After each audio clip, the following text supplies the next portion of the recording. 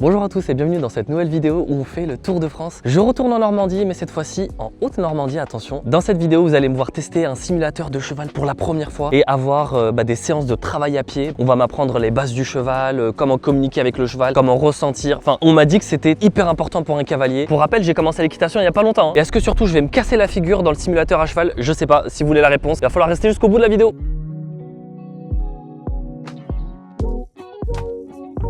C'est la première fois que je vois une séance commentée en live, c'est trop cool, par contre c'est très calme. Ça m'a donné envie d'en faire.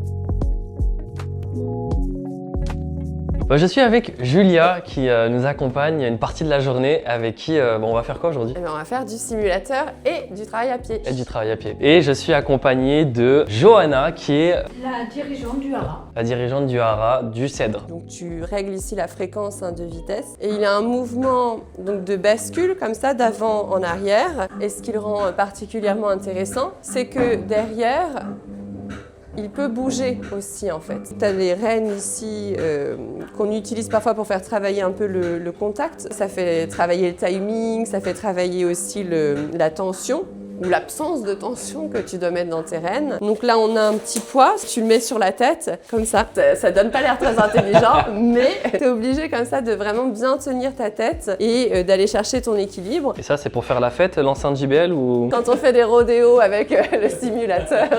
Et une petite balle, voilà, la petite balle, tu peux travailler un peu plus les réflexes, la vision. Que donc tu peux pendant jongler. que tu es à cheval, Voilà, comment est-ce que tu peux jongler sans regarder. Okay. Voilà, ce genre de choses. C'est vraiment un bon outil et pas seulement pour le cavalier que c'est intéressant, c'est vraiment pour l'enseignant aussi. Quand tu es enseignant, tu regardes le cheval et le cavalier. Et du coup, tu vois pas tous les petits détails. Là, tu fais le tour de ton cavalier, tu regardes comment chaque partie fonctionne, l'équilibre qu'il a. En fait, comme tu l'as dit, on tourne et là, c'est bête, mais juste le fait que le moniteur puisse tourner autour de toi, voir un peu, analyser ta posture, je trouve ça trop cool. Que tu as vu des avantages concrets sur un cavalier ou une cavalière qui est monté sur le simulateur et qui remonte à cheval et là tu dis ah ouais, là c'est vraiment mieux quoi. Sur moi, ça m'est arrivé à plusieurs reprises. J'avais d'un coup des difficultés qui sont apparues sur le galop à gauche où il partait très souvent à droite. J'avais vu mon ostéopathe quelques semaines avant qui m'avait dit que j'avais le psoas qui était complètement verrouillé. Voilà, il fallait que je fasse des exercices, je les ai faits. Et je monte sur le simulateur, Johanna me dit bon ok, non, elle me dit est-ce que tu peux mettre tes aides pour galoper? Voilà. Et elle me laisse choisir la main. Elle est derrière moi, elle me dit mais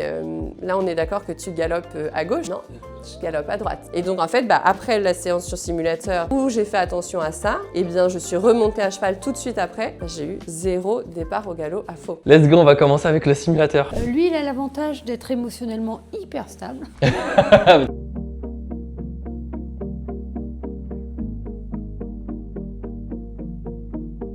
Donc je vais le mettre en route. Voilà, donc on va faire une vitesse très très lente. Moi je ne peux maîtriser que la fréquence. Toi tu vas maîtriser les ressorts. Les ressorts de bucéphale, ils sont là. Je vais te les exagérer. Et toi tu vas essayer avec tes propres hanches de bouger les ressorts. Et je vais compliquer un peu la tâche en te demandant de légèrement écarter tes jambes. On va beaucoup perturber notre cerveau. On va développer une capacité à ressentir et après on va recentrer tout ça. Si tu veux, on va se pencher un peu en avant, ressentir le plancher pelvien, se pencher plus en arrière, tu fais rouler un peu ton bassin de manière à ce que tu aies le contact sur les ischions, les os qu'il y a dans les fesses, mais tu veux pas être avachi, tu veux pas écrabouiller le dos, tu veux te gainer. Donc vas-y, tu me le fais aller 5 fois. 5 fois totalement vers l'avant, 5 fois totalement vers l'arrière, toujours jambes écartées. Tu peux me prendre appui sur lui, il est pas fragile. Je vais pas le faire mal. Est-ce que tu es bien déjà dans cette selle? Ouais, je suis très bien. Par contre, ton étrier est à l'envers. Il faut que ton étrivière, elle soit toujours sur son plat et elle t'enroule le mollet. Si tu le mets comme tu l'avais, tu as un petit pli qui peut t'irriter. Ah, c'est l'inverse qu'il faut faire. Oh là là. Il faut vraiment que tu aies rien qui gêne tes cuisses et tes mollets. Tu dois jamais avoir mal. Sinon, il faut le signaler à ton moniteur. Mais ils osent pas, ils se disent que c'est peut-être normal de souffrir. Et non, c'est pas normal de souffrir. Donc on va pouvoir commencer à trotter. Ça va vite. En fait, tu vas t'habituer très vite et tu vas trouver qu'il est trop lent. Voilà. Ça va comme ça? Ouais, ça va. À cheval, on doit respirer avec le ventre. Tu dois apprendre à gonfler le ventre, ça ne se verra pas. Tu dois pouvoir laisser tomber ton cou, tes épaules, tu vois, que ce soit plus relax. Et maintenant, on va trotter enlever. 1, 2, 1, 2, 1, 2, 1. Oh, et démonstration. Non mais t'as vu ça? Attends, mais les gens ils galèrent. Ah ouais? en train de calmer. Mais c'est parce que tu m'as donné le rythme. Je te tiens mon chapeau. Alors regarde ma façon de jongler. Normalement on jongle comme ça, mais moi ce que je veux, c'est que tu me lâches la balle et que tu la chopes. Donc là, je la lâche et je la rattrape avec la même main. Ok. Si tu as besoin d'un break, tu ça cries au stop et on arrête. Hein. Là, je commence à sentir, mais c'est pas la machine. Enfin, je le sens aussi à cheval. Mon mollet droit, je sens une gêne, quoi, presque une douleur entre guillemets. Ta jambe d'appui, ta jambe forte, c'est la jambe droite. Donc en fait, inconsciemment, tu es un peu plus en appui sur la droite. Je vais te demander de t'appuyer totalement à gauche. La réponse, c'est pas ça. Là, tu vas perturber le cheval. La réponse, c'est comme un avion qui tourne. C'est ça, dans ta hanche. Toujours jambe écartée. Hein. Voilà, et maintenant à droite. Pour t'aider à prendre conscience de ce relâchement, je vais te mettre un poids de tête qui va nous servir aussi pour le trot assis et le galop assis. Beaucoup de gens trottent enlevé en rebondissant, en se servant du rebond du cheval. Et nous, ce qu'on veut, c'est que tu trottes enlevé en déplaçant ton bassin, genoux décollés.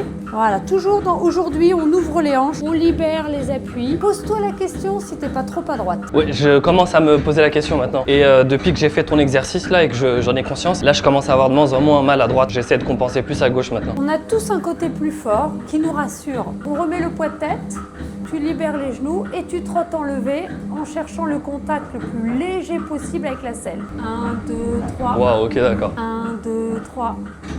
Oui, et plus léger en selle. T'as vu, là t'es parti, déséquilibre avant, déséquilibre arrière. Si tu te sens encore crispé à certains endroits, c'est simplement que t'es pas totalement empilé et équilibré. Oh, perdu.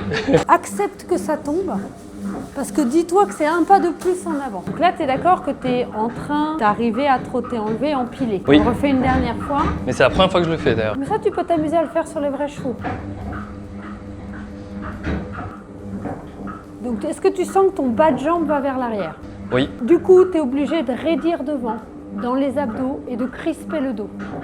Du coup, les genoux se verrouillent. On ne monte pas à ce point-là les pieds dans les étriers, mais je t'exagère la sensation. Ça demande plus de cuisses. J'ai une IA qui corrige la posture. Ah ouais? Tu m'enverras ce petit bout de vidéo et je te le corrigerai avec l'IA. On va commencer assis. Donc le pas, c'était une hanche. Donc toi, mes épaules, elles ne bougent pas. Hanche droite. Hanche gauche. Donc tu vois, toutes mes articulations travaillent. Moi, je peux pas te montrer mes talons parce que je suis au sol. C'est comme si tu avais des chaussures de ski. Hein. Non, à cheval, on doit être le poids du corps dans les talons. On est ultra stable. C'est exactement comme lorsque tu marches avec des chaussures de ski. C'est chiant, mais on est hyper stable. Hein, tu as dû déjà remarquer qu'un cheval, quand il galope, il avance un côté plus que l'autre. C'est comme ça qu'on reconnaît le galop. Quand il avance l'antérieur droit, c'est le galop à droite. Quand il avance l'antérieur gauche, c'est le galop à gauche. Comment on t'a appris à partir au galop? Au début, on conseillait de me tenir à la crinière. Après, on m'a dit il faut lever la jambe. Faut lever la jambe et en fait, il va au galop. Alors, est-ce que tu te rappelles quelle jambe tu dois lever? La jambe côté, pas la piste, mais côté barrière, quoi. Lever la jambe n'est pas le terme le plus précis, le plus adapté. On parle plutôt tous de recul de la cuisse droite. Le problème de lever, c'est que tu vas pas au fond du problème, qui serait de clarifier son utilisation de son propre bassin et que en faisant ça, bien sûr que c'est plus facile quand on démarre et les chevaux dressés comme ça comprennent parfaitement bien, mais pour aller chercher la véritable raison de ce placement d'aide, c'est celle de reculer ta hanche droite. Alors, est-ce que tu peux identifier le galop? Alors, bah là, il est en avant droit. Antérieur gauche. Donc, c'est le galop, hein? Gauche. Ouais, et là. J'ai l'impression qu'il met le droit avant d'abord, mais le gauche est plus élancé. Plus. Et maintenant? Ça a changé plein de fois, là, j'ai l'impression, c'est ça? Ouais. Et tu vois, ton œil va petit à petit s'éduquer. Ah oui, il fait droite-gauche, ouais, je le vois. C'est ce qu'on appelle les changements de pied au deux temps. Allez, à nous? Ouais. Galop à gauche. Et dans la sensation, je vais te faire sentir. Tac, tac, tac. Ok, maintenant on change de côté. Tu reviens au neutre, tu passes à droite et tac, tac, tac. Maintenant sur tes chevaux, tu vas pouvoir même sentir sur quel pied tu trottes. Voilà, on y est. Tu veux essayer, change de galop maintenant, galop à gauche. Avance ton pied gauche. Voilà, comme ça. Galop à droite. Et ça ne doit pas impacter tes épaules et tes bras. Fin de première séance, c'était incroyable. J'ai vraiment senti pile ce que je voulais travailler, c'est-à-dire bosser sur la position. Je commence à me dire, est-ce que je vais pouvoir revenir, peut-être faire une séance une fois par mois, peut-être pour travailler ça. En fait, j'aimerais beaucoup que mon club, ou un endroit, je sais pas s'il y en a à côté de chez moi, mais qui soit équipé comme ça.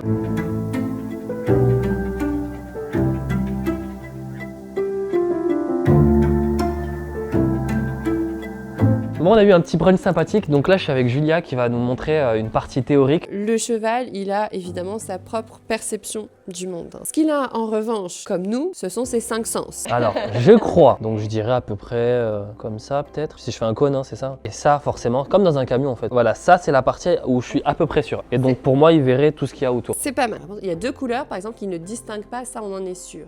Lesquelles? Pour moi, le vert, il le voit forcément, c'est dans la nature, c'est ce qui va l'attirer. J'ai peur de me tromper, mais je serais tenté de dire le rouge et le bleu. La vue des chevaux, donc elle est très impressionnante pour nous, humains. À ton avis, est-ce que c'est parce qu'ils voient de loin, parce qu'ils voient les mouvements ou parce qu'ils voient la nuit? Je dirais pas forcément voir la nuit, parce que j'ai pu remarquer que les chevaux la nuit étaient un peu stressés, agités plus que d'habitude. Les mouvements, c'est pas forcément comme un chat qui va être hyper sensible aux mouvements. Et au contraire, je pense que la vue de loin, c'est ce qui va caractériser le cheval, parce que il a besoin d'être alerte, de voir la menace le plus loin possible. Et donc je dirais plutôt voir de loin. T'avais plutôt raison quand même hein, sur l'arrière et juste devant, mais attention. En fait, c'est vraiment plutôt dans ce sens-là. Oui, il voit pas juste devant lui, mais en réalité, si tu lui laisses la tête libre, un cheval, il voit tout. Les couleurs qu'il ne distingue pas, c'est le rouge et le vert. Le vert? En fait, il les voit de la même façon. Comment il fait pour brouter alors? Mais il n'a pas besoin de voir la couleur. Il voit bien la nuit quand même. Ah ouais? Pas aussi bien que les chats, mais bien mieux que nous. Et les mouvements, ce sont les mouvements qu'il voit très très bien, les chevaux. C'est lesquelles les bonnes réponses du coup? C'est voir les mouvements et voir la nuit. Les 2 réponses. Là, il y a des études qui ont été faites. Oui, on a demandé à des gens de porter un t-shirt, de regarder un film d'horreur ou de regarder une comédie. Et après, on a fait sentir ces t-shirts aux chevaux et on a observé leur réaction. Et ils n'ont pas la même réaction. Les chevaux reconnaissent des émotions comme la joie, la colère sur photo et ils vont interagir différemment avec la personne qui avait l'air en colère ou qui avait l'air contente. Et ils nous perçoivent bien mieux et ils nous comprennent visiblement bien mieux que nous, on les comprend. Voilà, nous, on est obligé de faire des études scientifiques hein, pour... voilà. Bon. Désolée, je cherche un cheval. c'est pour la science. Là, tu sens? Non, là je sens rien. Okay, ouais. En fait, ce qui est intéressant dans ce truc-là, c'est de te dire qu'il y a beaucoup de chevaux qui sentent un cheveu. Bon, je sais pas si tu as déjà vu ça, les chevaux, ils ont une capacité à faire vibrer. En fait, c'est les muscles très à la surface complètement. Et ils font ça pour se débarrasser des mouches. À quoi ça sert, à ton avis, d'avoir ce toucher si sensible? J'ai envie de dire, s'ils sont une morsure, c'est trop tard. Hein. Ouais, mais par contre, c'est pas que parce que là, tu penses au toucher comme quelque chose de négatif. Tu as déjà vu des chevaux et je pense que tu as déjà expérimenté toi-même de gratter un cheval. Et le cheval, il fait ce qu'on appelle l'allo grooming, hein, donc c'est toilettage mutuel. Et c'est comme ça qu'il crée des liens en fait. T'as déjà remarqué ça chez le cheval? Une petite barbichette. Exactement. C'est hyper sensible en fait. Elles sont reliées à des points très très sensibles. C'est comme des antennes. C'est l'endroit où il ne voit pas. Et donc en fait, hein, ça va lui donner des informations aussi sur cet endroit où il ne voit pas et qui est cet endroit aussi où il ment. Ils entendent surtout beaucoup mieux les aigus. Et donc ça veut dire que dans les sons aigus qu'ils peuvent percevoir, que nous on n'entend absolument pas, donc leur monde sonore il est bien différent du nôtre. Alors juste rapidement comme ça, est-ce que tu peux me dire soit ce que tu vois et peut-être ce que tu vois, est-ce que tu penses que le cheval, dans quel état il est? Je regarde de plus proche en haut à gauche, mais il a les yeux un peu fermés. Je dirais qu'il est peut-être plutôt détendu. Moi j'aurais tendance à dire que c'est un cheval qui est en souffrance. Je n'en suis pas sûre, c'est une photo. Mais tout ça pour te dire que voilà, première photo, on tombe en plein dedans. Je voulais dire ça d'abord, mais en fait on m'avait expliqué que quand le cheval a les yeux plissés, c'est pas forcément qu'il est pas bien, mais qu'au contraire justement il est détendu. C'est pareil, il y a plissé et plissé. Alors regardons les yeux, ici tiens. Bah oui, là je vois qu'il y a une sorte de triangle en haut. Oui, tu connais là, déjà. Non. Mais après, est-ce que c'est bien ou pas bien Je dirais que là, ici, il a l'air inquiet. Tu as vraiment raison de repérer ce triangle-là. C'est-à-dire que c'est vraiment un signe d'inconfort. Ah, c'est l'inconfort, ouais. Donc il y a la communication tactile, hein, on en a déjà parlé tout à l'heure. Hein. Ça peut être donc lors de jeux d'affrontement ou de toilettage mutuel. Et puis il y a la communication sonore, hein, à ne pas oublier. Elle existe aussi. Et maintenant, l'idée, c'est de voir comment nous, on peut donc faire pour communiquer avec les chevaux. Et on va commencer par une petite activité, si tu veux bien. Une activité pour observer le pansage. Un cavalier qui sait lire un cheval, qui sait ce que c'est qu'un pansage, etc., ne cherche pas à donner du confort à son cheval pendant le pansage. Pour moi, c'est une aberration. Je crois que c'est plus de 50% des chevaux qui montrent des signes d'inconfort pendant le pansage. C'est juste que nous, en fait, on fait pas attention, tout simplement, à ce qu'ils aiment, ce qu'ils n'aiment pas, à ce qu'ils nous disent. Donc c'est qui, pardon Prima. Prima, c'est une jument de 6-7 ans. C'est une jument qui est au travail chez Johanna pour faire les épreuves de dressage. J'ai pris tout un petit panel cheval de brosse. On va tester un peu tous les trucs, on va essayer de voir ce qu'elle aime, ce qu'elle aime pas. Ok. Toi, tu essayes de voir si tu observes des trucs. Ok, je commence toujours. Bon, je lui ai déjà dit bonjour, mais toujours je lui dis bonjour, je l'informe. Et là, tu vois, elle est attentive à moi, regarde ce que j'ai dans la main. Ok, c'est pas à manger, elle retourne à son activité. Et moi, je commence. Et ben, c'était rapide. Très positif, tu essayes de déplacer, de voir où ça peut. Ah, visiblement, c'est vraiment là. Voilà. Et puis après, tu essayes de voir si tu peux emmener le même plaisir ailleurs. Tu vois, par exemple, à l'épaule, au départ, elle était pas fat. Bon, voyons si on peut aller plus loin. Parce que là, je vois que sa lèvre supérieure, elle est tendue, mais c'est pas de l'inconfort. Elle kiffe toujours. Ah non, ça c'est vraiment, c'est une tentative pour me toiletter. En tout cas, c'est pour me dire, ah, là j'arrive au niveau du ventre, ça se calme. Ça, par exemple, c'était un petit signe négatif. Mais j'ai pas compris Elle s'il a repris son pied, tout simplement. C'est pas très grave. D'ailleurs, je précise, signe négatif ne veut pas dire que c'est mal. Ça veut dire que le cheval exprime un inconfort. Et puis, ça veut pas dire non plus qu'il faut juste faire supprimer ce signe. Ça veut juste dire qu'il faut le prendre en compte. Bon, maintenant que j'ai observé cette session de pensage, je vais essayer de faire la même chose. Donc là, je suis avec Prima Donna, un nom que j'aime beaucoup. On s'est pas dit bonjour, mais je pense qu'elle est plus occupée par son foin que par le fait de me dire bonjour. Donc je vais essayer de la gratouiller un peu comme j'ai vu Julia faire. Pas trop grand le mouvement, plus sur un petit endroit. Alors là, elle te dit, ouais, mais là, elle te disait juste, attends, regarde mon gars, c'est plus là. Ah. C'est bon. Donc ce que je te propose, c'est qu'on essaye de l'autre côté. Ouais, bon, premier test pas très concluant, je suis pas doué, mais c'est pas grave, il faut bien apprendre quelque Essaye part. avec les mains d'abord. Ah oui, avec les mains d'abord. Donc là, on va essayer du deuxième côté. C'est mieux déjà. Ouais, non, c'est pas mal. Et là, tu vois qu'elle se repositionne d'elle-même en fonction de là où elle veut que tu la grattes. Voilà, là, Elle kiffe là, c'est voilà, du pur kiff. exactement. Donc là, on va tester, tu vas mettre un cheveu. Alors là, c'est un peu faussé parce qu'on l'a gratté avant, tout ça, donc elle a déjà eu plein de sensations. Mais tout de même. Ah oui, il y a une réaction. Ah oui, il y a une réaction, ouais, j'ai vu. Voilà. Et tu as des chevaux qui vont réagir à un cheveu, d'autres à un brin de paille, d'autres à. Ils n'ont pas tous exactement la même sensibilité. Mais tu vois, on parlait de sensibilité. T'imagines bien ce que ça peut être si on monte de façon un peu maladroite pour eux, quoi.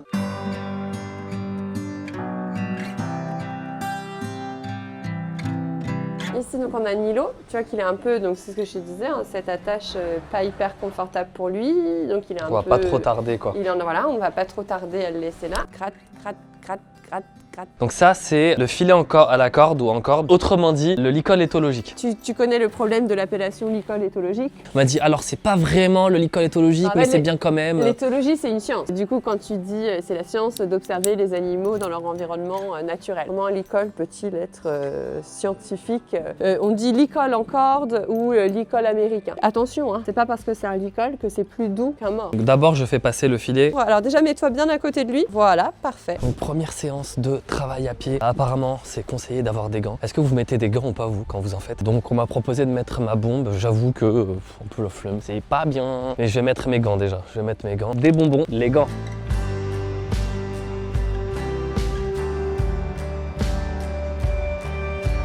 Là, on emmène Nilo qui est un petit peu agité. Oui, il y a du vent. Il a vu ses copains de près partir. Oui, dès que Voilà. le copain est passé à côté, il a tout de suite changé. Est-ce qu'on peut entrer? Nilo se demande si ses copains sont pas en train de partir sans lui. Mais non, regarde, il y en a un là. Quand on travaille avec le cheval à pied, on a vu qu'on allait principalement communiquer avec la posture. Est-ce que tu as une idée d'une posture neutre? Je ne bouge pas, je le regarde pas dans les yeux. Je ressens rien, je m'agite pas, je ne fais rien, quoi. En fait, ça même un peu la position que tu as là. C'est-à-dire que le truc le mieux, c'est épaule un peu baissée comme ça, le regard vers le sol, un genou fléchi. Ça, c'est une posture de repos, en fait, vraiment qui est assez claire pour les chevaux. Quand on va communiquer avec un cheval à pied, il faut vraiment se souvenir qu'ils sont capables de repérer les tensions musculaires, que c'est comme ça qu'ils communiquent. Micro-mouvements, toute ton attitude, tes grands mouvements, les codes vocaux et éventuellement, si vraiment tu as besoin, tu peux aller le toucher. Ok, je te fais une petite démonstration. Ce que je vais faire, c'est que je vais, voilà, par exemple, il avance vers moi.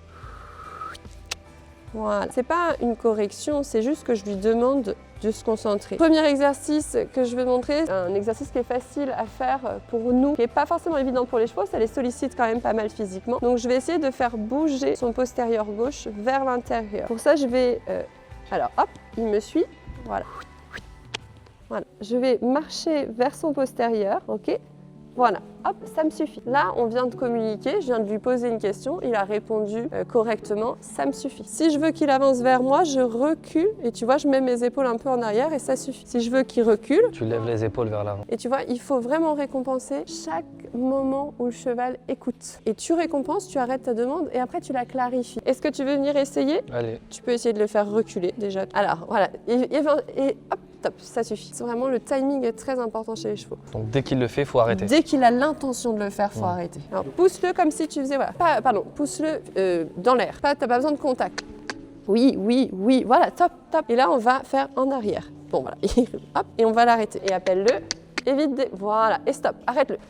Oh là, oh là. Ce que je voulais dire, c'est qu'il faut que tu arrives aussi à, je l'appelle, et je veux qu'il s'arrête là. Et ça, c'est ton corps qui le dit, tu vois. Ouais, ok. Oublie pas que si tu recules, ouais, top, très bien, fais-le reculer. Ouais, parfait, ok. L'idéal, c'est de partir de plus loin. Il est très collant, il est très frustré, du coup, il va Je le essayer de sens, je manger. le sens. Ouais. Ça, c'est la bonne distance pour travailler à pied. Il est pas pareil avec toi. Hein. Qu'est-ce qu'il y a? Ça va? Je le fais souffler. Je crois que tu en avais marre d'un coup, tu sais. Oh, j'en ai marre, qu'est-ce que je passe une mauvaise. Oui, c'est très important. Les chevaux, ils vont imiter ça. Je miroire un peu son... Vu que je le vois agité, je pense qu'inconsciemment, je le suis aussi. L'idéal serait que ce soit toi qui, là-dessus, l'aide. Du coup, il vient voir. Allez, hop. Ouais, ça va un petit peu mieux quand même. Du coup, on va échanger de cheval parce qu'il est assez agité, assez stressé d'un coup. Il était super au début et puis il a vu ses copains aller en pré et du coup, je sais pas, il est pas avec nous, il est beaucoup au contact. Donc là, on va essayer de faire l'exercice avec un cheval qui est un peu plus posé, pour pas forcer en fait, pour pas insister sur l'autre. On va essayer d'aller faire bouger le postérieur, comme je t'ai montré tout à l'heure. L'idée, c'est toujours que le cheval, il reste à une certaine distance de toi. Il te regarde pas, c'est pas grave. Voilà, demande-lui gentiment. Alors, attention, change pas la vis. Si tu réavances, ça veut dire que tu lui redis pousse-toi. Voilà, voilà, top, et c'est bon, parfait. Et ouais, super. On sait mieux avec un cheval qui est plus concentré. Tu lui fais un petit pas de côté, donc postérieur, comme je t'ai montré. Doucement, doucement. Alors, ok, là, ce qui s'est passé, c'est que lui, il a cru que tu étais en train de lui demander de venir avec lui, en fait, comme si tu avais fait ça. Voilà, je veux que tu pousses ce postérieur. Voilà, parfait. Il faut vraiment qu'elle reste en arrière parce qu'elle a dit au cheval, ne bouge pas. Si je fais ça comme ça, il vient. Et il a raison, c'est ce que je lui ai demandé. Donc tu vas vraiment avec tout ton corps, tu fais tac, comme ça. Voilà. Et vas-y, et tu regardes son postérieur en te disant, il faut qu'il le bouge. Allez, encore. Voilà, et top. Oui, c'est bon, top. Bon, là, on va faire du travail en liberté. Donc, on va voir ça.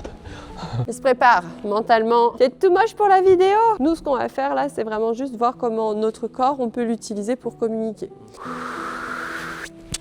Oui. Quand tu le fais, ça a l'air tellement facile. Il suffit, tu vois, que tu changes ton attitude. À toi d'essayer cette main-là, ta main droite, qui va indiquer la direction et qui aussi montre que tu veux de l'énergie, t'es comme ça. Et en même temps, il y a l'autre main qui va venir se lever. Si jamais il n'a pas réagi quand t'es tout en haut, et attention, c'est pareil, réagir, c'est pas... Là, on est dans une initiation de la conversation. Ça veut pas dire que je veux qu'il parte au galop, ni que je veux qu'il trotte. Ça veut juste dire que je veux voir qu'il a pris en compte un tout petit peu que je lui demandais d'accélérer. Même s'il accélère un tout petit peu le pas, ça me suffit. Et dès qu'il donne cette accélération, il faut que je confirme. Parce qu'après, je vais pouvoir répéter pour qu'il accélère un peu son nouveau pas un peu plus actif. J'ai l'impression d'être un fou là, tu sais, qui est en train de faire des mouvements.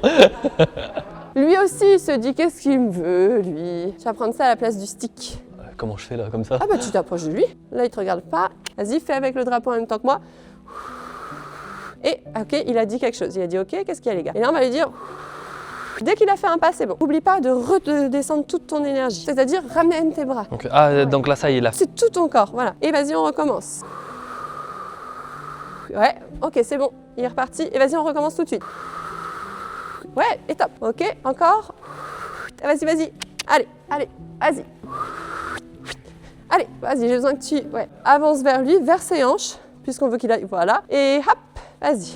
Très bien. Et il recommence. Plus doucement. Voilà. Et hop, c'est bon. Voilà. Qui s'enclenche vraiment. Parfait. Ouais. Hop, c'est bon. Ok. Et fais-le passer au pas. Ok.